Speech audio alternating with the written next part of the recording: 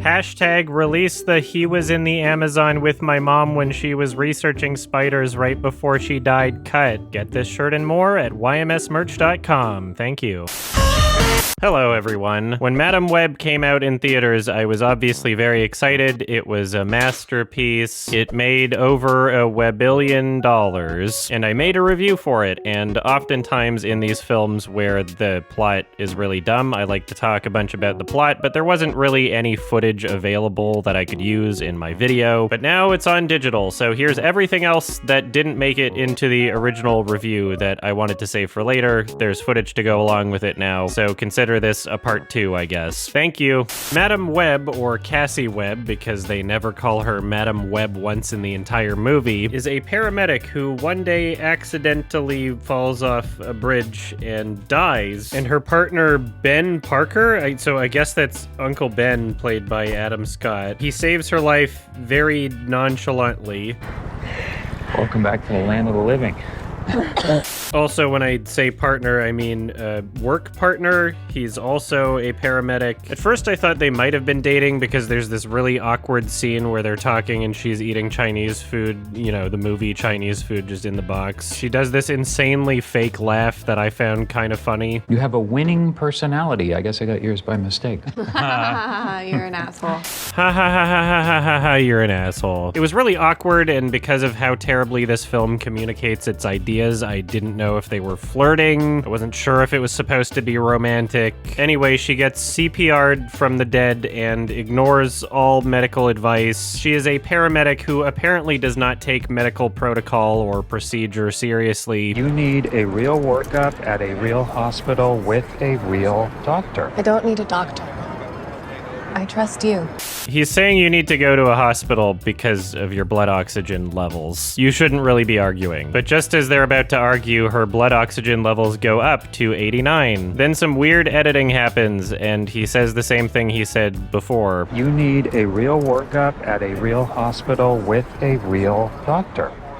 Seriously, Ben, dial it back. I'm fine. She's like, what are you talking about? My O2 is 89. That's what we had already established. But apparently what she experienced earlier was a vision, and her blood oxygen levels go up to 89. And so he's like, wow, I guess you're a psychic. Which is kind of funny because if your blood oxygen levels are going up anyway, then they would eventually hit 89 on the way up to 90 something. A normal blood oxygen rate is in the 90s, so you would get to 89 at some point. Did it stop at 89? She could have said her blood oxygen level was 87. It would have gone to that number on the way up as well. I think the fact that she's saying things that weren't yet true should also add to the fact that she needs a doctor. You're hallucinating. Go to the hospital. But they're irresponsible, so she goes home to watch The Idol. All right, let's say you had carte blanche, right? What would you do? Anyway, the villain who was in the Amazon researching spiders with her mother before she died, he has premonitions, particularly one premonition. Where's my spider? They took my spider. He keeps getting a vision of his own death being caused by 3 super spider girls. And it's the 3 girls who are currently allegedly teenagers in the context of this film. And his motivation is to find them and kill them because they're gonna kill him. Also, all of this character's lines are obviously dubbed. You have no idea of the torment and torture of dying over and over again. As long as it has the ability to find those women now, before they get their powers. They're teenagers now, but in the future, they have powers, and they will try to destroy me. I came from nothing, less than nothing.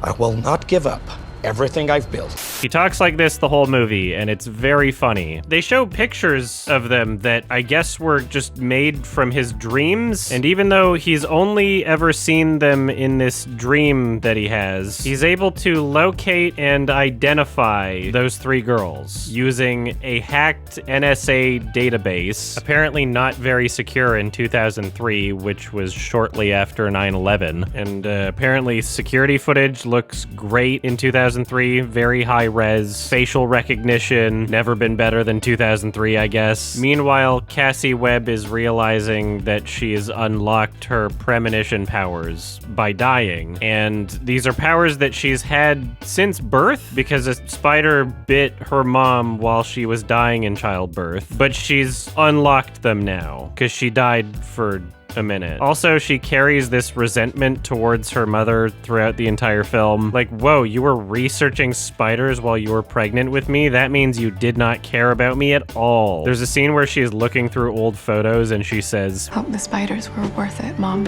it was very funny. She goes to her friend's baby shower and people are supposed to write on little pieces of paper like, what's your favorite thing about your mom? And then she just opens them up and reads them in front of everybody. But our main character submitted a blank piece of paper and waited for her friend to open it so she could tell everyone that her mother died during childbirth. Must have at least one fond memory of your mother.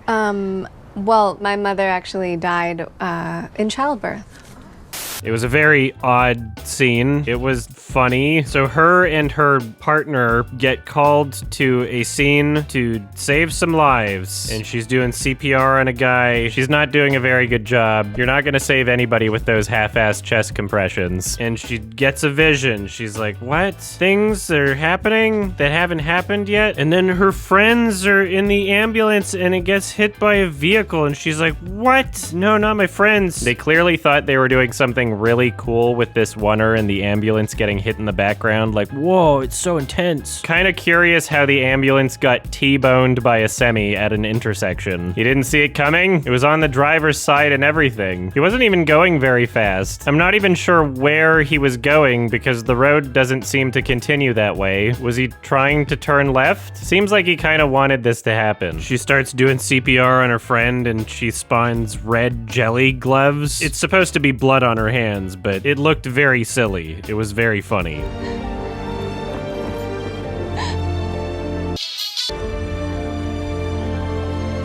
Oh, hey, Pepsi. It's Pepsi, everybody. Yay. Just like the drink she had at the barbecue. What a coincidence.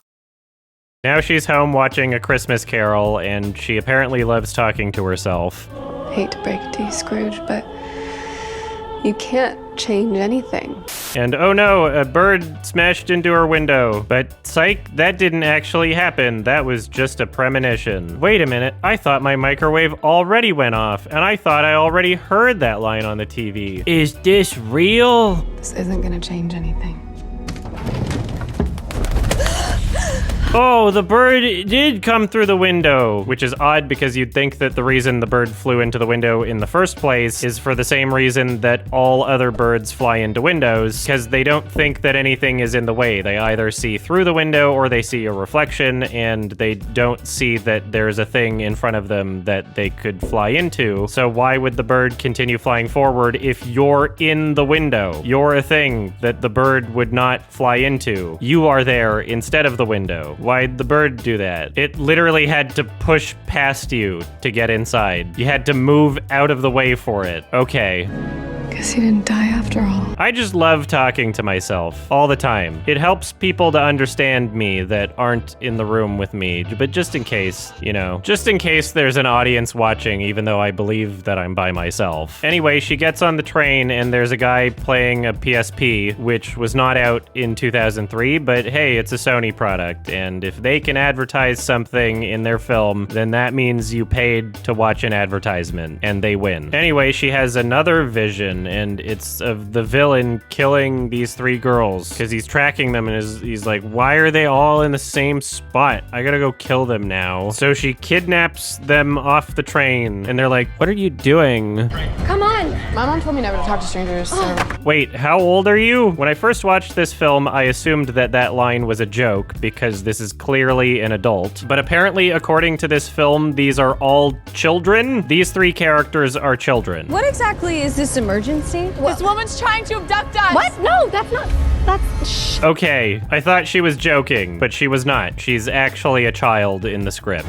We don't have tickets for this train! That's your biggest concern? It was very confusing. So they escape, and the Spider-Man, who is not Spider-Man, tries to kill them. So it's the same guy, but he did a costume change for some reason. In her premonition, he was just gonna beat them up in his plainclothes, regular self attire. I don't know why he didn't just show up wearing the costume in the first place, but okay. So they go and the police show up, but then the not Spider-Man beats up the police and there's microphone peeking.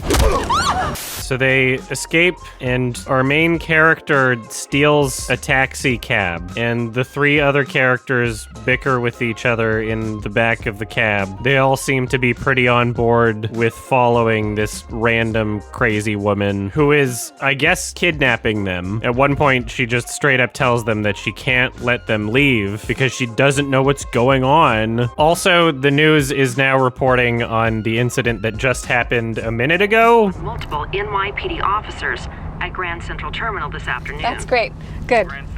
Hope they find his crazy ass. It got to the news very quickly. Maybe the news anchors also have premonitions. You ever think about that? This shot really sucks. Awkwardly tilting. Doesn't look good. It's not properly fixed in the way that it seems like it's supposed to be. They tried, maybe. So they go to the woods because they decide that they're safe there, and they start bickering with each other, and they're like, oh, I saw you once before. That's such a coincidence. You're the woman who's my upstairs neighbor, and also you flipped me off once. Wow, I'm on board with whatever crazy thing is happening now, I guess. They embarrassingly try to distinguish these girls as characters.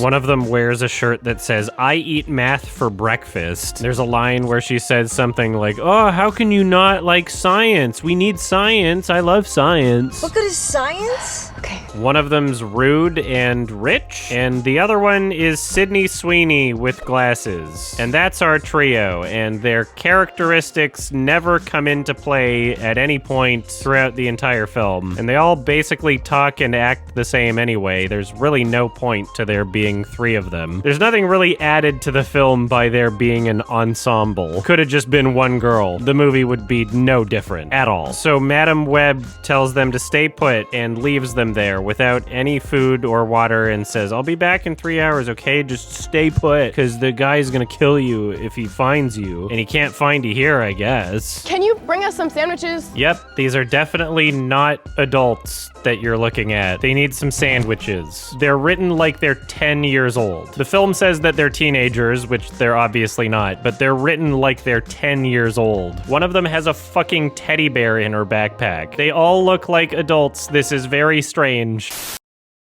So she drives the stolen cab back into the city. I guess no one reported the crime. She's fine. So she goes home and goes through her mother's notes and learns some things about some tribe that uses a spider's venom to get powers. And she's like, wait, the spider guy was climbing on the roof. That's them powers. And yep, you guessed it. She's talking out loud to herself again. And she really seems to love overpronouncing her S's. Spider venom. Las arañas. Have you ever heard of las arañas? Research on Amazonian spiders. Peptides. More peptides. They can climb like spiders.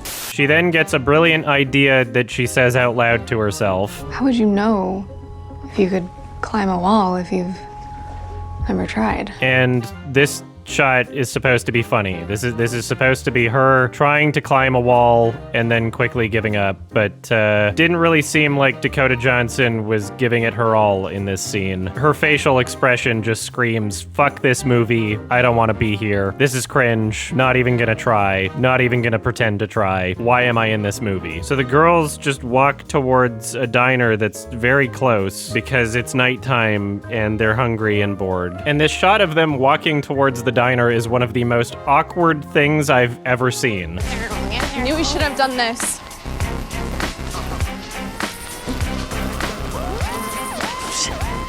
Do you think there's ticks? When I watched this film in theaters, I was very confused at this music choice. It does not reflect what's happening in the scene at all. Can we walk a little Juliet faster, please? You said this was a shortcut. Is this supposed to be some sort of exciting adventure that they find themselves on? They're just really awkwardly talking to each other with lines that seem improvised. There's a lot of awkward silence. This music does not belong here. Are we lost? You know where you're going? You know where you're going? Yeah, actually I do.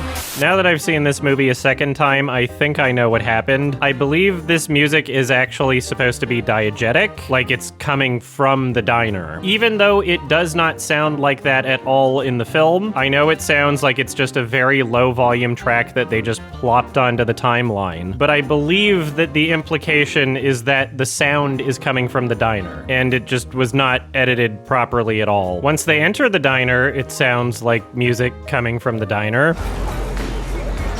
Let's sit at the bar. They did enough to the sound space atmospherically where it sounds like it's coming from inside the diner. Just on the way there was no indication that that's what it was trying to do. And Madam Webb drives the stolen taxi cab back to them and is like, where are they? And then sees that they're in the diner. And she walks into the diner and is like, okay, we gotta go, okay? And the bad guy comes and beats everybody up and kills the girls. Julia, get back!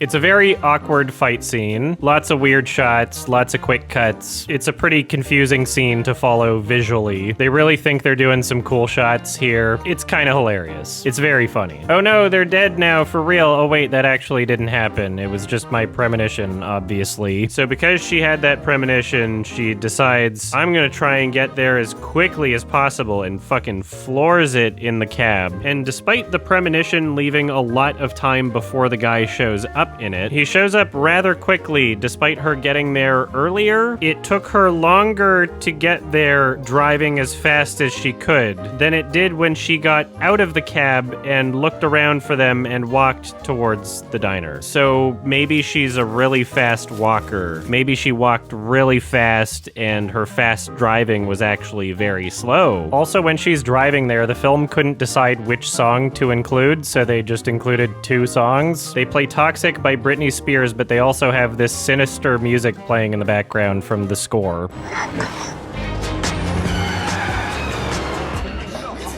Just pick one. Don't have both songs playing at once. It does not work. They are completely different tones. They don't work together. Just pick one. But yeah, she smashes the cab through the restaurant and hits the bad guy. And he survives. The cab is fine. They all leave in the cab. So they get to a hotel and they go to bed, but she decides that she's going to go back to the crime scene. There's 4 people in 2 beds, but these 3 are sharing one because they're children, I guess? Or maybe Cassie's just really stinky. So she gets to the crime scene and she telepathically talks to the villain who's not there? It's really confusing to understand what's happening here. The editing is fucking crazy. They're not killers. They're just teenagers. In the future, I've become much more. in the future, they will destroy me and everything I've built. Is this supposed to be cool? Is this supposed to be scary? Is this supposed to make me feel emotions other than cringe? I guess he's trying to find out information from her. Tell me where they are. But psych, she was asleep and maybe she didn't go back there, or maybe we just didn't see her go to bed. I don't know. Maybe he hacked into her dream? Anyway, now they're awake and she's gonna teach them CPR. You see, the villain can poison people by touching them, and the longer he grabs onto you, the more neurotoxin spreads through your body, and it can stop your heart. So she's teaching them CPR to, quote, offset the cardiac arrest from poison. Not sure that's how it works, but okay. They're all practicing on a pillow, and it's quite honestly maybe the most awkward scene in cinema history. Go. Good. Okay, and when do I stop? You don't stop. If you stop, they die. Oh. Okay, Anya, get ready to take over. And go.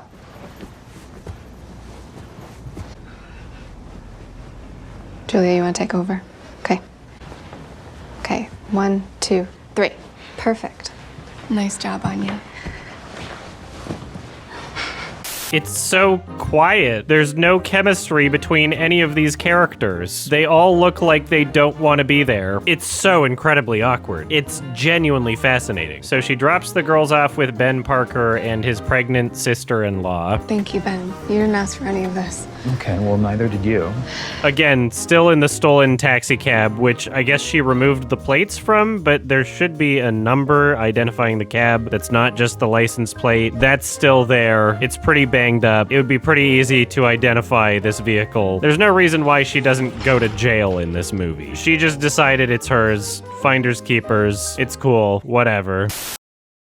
So she makes a quick trip to the Amazon in the same Peruvian jungle that her mom died, and she just wanders around looking for clues, I guess. She's basically just got like a book bag with her. No real survival equipment or anything. She manages to find the exact same spots in photographs that her mother took. She lines them up. I guess she would probably be pretty great at that GeoGuessr game. And some guy just bumps into her, and it's the guy that helped her mom. They tried to save her with the spider venom while she was giving childbirth because she was dying because the guy shot her who was with her when she was researching spiders in the Amazon before she died. So the guy pushes her into a magic pool and she has a flashback. She really is trying her best to keep me from working. Not when I'm this close. Why did you hate me so much? She's still really hung up on this idea that her mom just hated her. Then we see Prego Mom in the doctor's office, and the doctor is telling her, I'm sorry, but your baby is going to have a genetic neuromuscular disorder. It's a genetic neuromuscular disorder. But I don't have a neuromuscular disorder. But I don't have a neuromuscular disorder. It was very, very funny. Oh, my mom was only in the Amazon researching spiders before she died to try and cure my neuromuscular disorder, which I don't have because she got this spider thing. Maybe my mom wasn't selfish after all. My whole life I thought you were researching spiders because you hated me, but now I find out it's because you loved me. Sorry, Mom. So she ends her flashback vision, and the guy tells her, if you hone your powers and like concentrate real hard, you can use the web to be in more than one place at the same time. And I shit you not, he says, when you take on the responsibility, great power will come. And when you take on the responsibility, great power will come. Really? We're really going there? We're really doing this? Whoa, dude, it's just like the line that Uncle Ben says. With great power comes great responsibility. Meanwhile, the three girls are still hiding out with Uncle Ben, and even though that's going perfectly fine with no issues, they have to cut it short because his sister-in-law is going into labor, even though the baby's not due for another 4 weeks. Now, at this point, Ben could just leave the girls at the house because no one has found them there, but he instead brings them to the hospital for no reason, no idea why. They all kind of act as though they have to do this, and because they leave, the villain matches one of their faces using very high quality security cameras that catch her face through the window of the car. They got this image with this camera in 2003. Yeah. I'd also like to point out that the entire villain's team is just him and a secretary that sits at her desk all day. She's a hacker. They are very epic villains, these two. So the villain hacks the streetlights to block them in an intersection so they can't go anywhere, and Madam Web gets a premonition of him throwing a grenade at the car and killing everyone inside. Which is very funny. So obviously Madam Web wants to prevent this, but she just got back to her friend's house and just realized that they're gone. So she steals an ambulance because an ambulance had just showed up on the block and the driver got out. So she just takes the ambulance. Finders keepers. Again, this is shortly after 9/11 and also set in New York. And when she does this, you can hear someone in the background saying, "Hey, presumably the person that got out of the ambulance. But this garbage truck that's blocking her path just slowly reverses to let her through, as if he wouldn't have just seen her steal the vehicle, and as if there isn't a person outside the vehicle that would flag him down. Like, someone definitely noticed the crime, and everyone's just kind of allowing it to happen anyway. And just like before, when she smashed the taxi through the restaurant, she crashes the ambulance through a concrete barrier from the other side of a parking garage and crashes into the villain in midair. She apparently knew exactly where to crash through to make this happen. And yep, the ambulance is fine. The villain's still alive, just like last time. We're just doing the same thing again. This is her superpower, I guess. So she grabs the kids and they drive away in the ambulance. And because she has premonition powers, she's able to know that the bad guy's gonna go on top of the ambulance roof. So they use a defibrillator to shock the roof while he's on it. And he goes, ouch! And he falls off to the side, but he's still okay and chasing after them. So she gets another premonition that they show, which is weird because they didn't show anything for the defibrillator premonition. I thought they were done showing these things explicitly, but I guess they just forgot to for the last one. They decide that they're going to try and fight back. There's a line where Madame Web says, It's gonna get a little crazy. to which one of the girls responds, It's already crazy. but obviously, the way it's written in the script, the emphasis is supposed to be on the word already, to say something like, it's already crazy. But it seems like the line was read without understanding what line she was responding to. It's gonna get a little crazy. It's already crazy.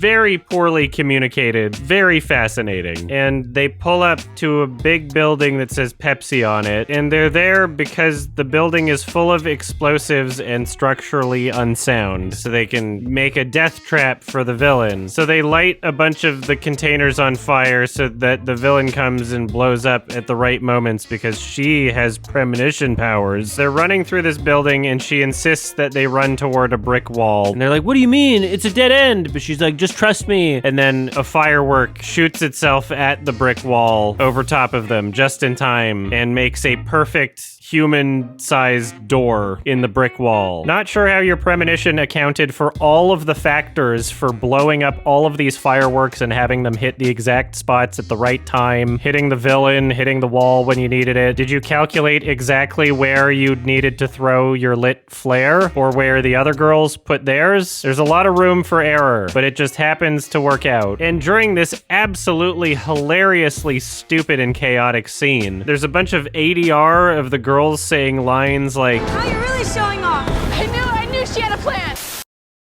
so a helicopter comes to pick them up, but then one of the explosions gets deflected by the bad guy into the helicopter, so the helicopter explodes. And the villain is tossing these girls around with really bad filmmaking, bad CG. Lots of quick cuts. The camera's way too close. Difficult to get a feel for what exactly is happening action-wise.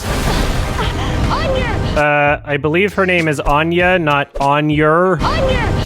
It's Anya. Why are you calling her that? You want to do another take? Anya! All right. Also, he took off his mask for some reason. Not sure why he did that. And just so happens that each of the three girls is hanging off an edge in a different spot, about to die. And the villain says, "You can't save all three!" So she remembers the line. And when you take on the responsibility, a great hour will come. So we hear it for a second time, actually. And she spawns a web version of herself that's able to save the three other characters. But the bad guy punches her in the gut, which stops her power. Oh, it turns out that him trying to stop the girls made it so that he died anyway. But I thought his vision specifically had those three girls in superhero costumes, like spider costumes. I thought it specifically had them killing him dressed like that, and that's why it showed them in those costumes. But you're here dying in this way from Madame Web. Madame Web was not in your premonition. So was the whole thing wrong? Because the movie is acting as though it's a self-fulfilling prophecy, but it doesn't even seem like that's the case. It seems like something different happened. So he falls, and it's very unclear what caused him to fall. I guess the platform just gave way underneath him, and he gets covered in pee, and I guess he's dead. The villain got killed by a giant Pepsi sign. They have no shame. I'm trying to imagine the conversation at Sony where some clearly out-of-touch money man said, "Can we have an ad in the climax?" Like, someone pitched that. Someone pitched that idea to have an ad in the climax. Pepsi saves the day, everybody. You got killed by Pepsi. Somebody asked for this to happen, and it happened. So Madam Web falls into the water and decides she does not want to try to swim. Like, she's conscious, she's just choosing to drown, and a firework hits her in the face, and now she's unconscious. Damn, this is a situation where it would have been pretty useful to have, I don't know, premonition powers. Didn't see that one coming.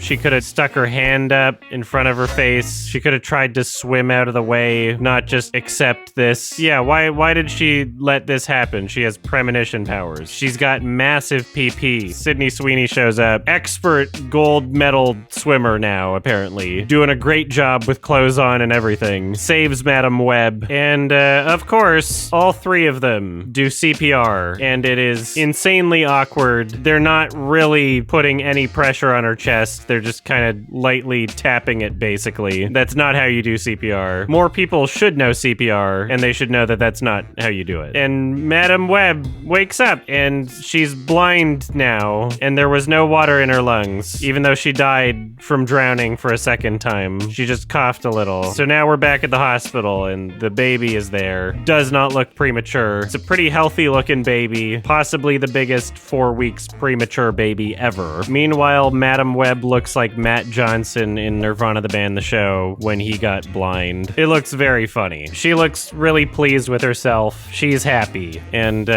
yep, the squad is all one big happy family now. And we got takeout. And we got takeout. Takeout. Takeout. Takeout. Takeout. Yep, they're all best friends, and they're all drinking Pepsi. Their characters were never important in any way. They were never really fleshed out. And Cassie Webb now has a very odd wheelchair, because I guess she's also paralyzed from that firework hitting her in the face. How's your eyesight? I can see better than I ever have. And I guess she adopted them now. It's another finders keepers situation, I guess. We never meet any of their parents. They're just one big happy family drinking some Pepsi. And at the end of the movie, somehow, shockingly, they play a reel of, I guess, what's to come? I can see you. Standing up for what you believe. Never giving up. Discovering you were always more powerful than you thought. Nothing I didn't already know. But I don't believe that they were even serious about this. They pretend as though these girls are gonna have more adventures and that they're characters that will show up in a future movie or something, which is not happening. And I don't believe that Sony believed it was happening. Like, maybe they added it just in case this was a surprise huge hit. But yeah, I don't believe that they believed this. So they're finally in their superhero costumes, and it's just a premonition at the end of the movie. Like, they'd spent no time as those superhero characters in the actual movie. I don't know why they were dressed like that in the villain's premonition. Also, they don't have powers yet. It's not just a costume situation, it's the fact that none of them have superpowers. And, yep, that's it. That's the whole movie. Her web really did connect them all. That's the movie. No post-credits, no mid-credits scene or anything, so don't stick around. Well, I guess that's it. That was Madam Web, a great film that I have now seen twice. 1 out of 10. Loved it. Wow, dude, new YMS merch? Suspicious. John! Get me out of here! Father, get yours at ymsmerch.com. Thank you.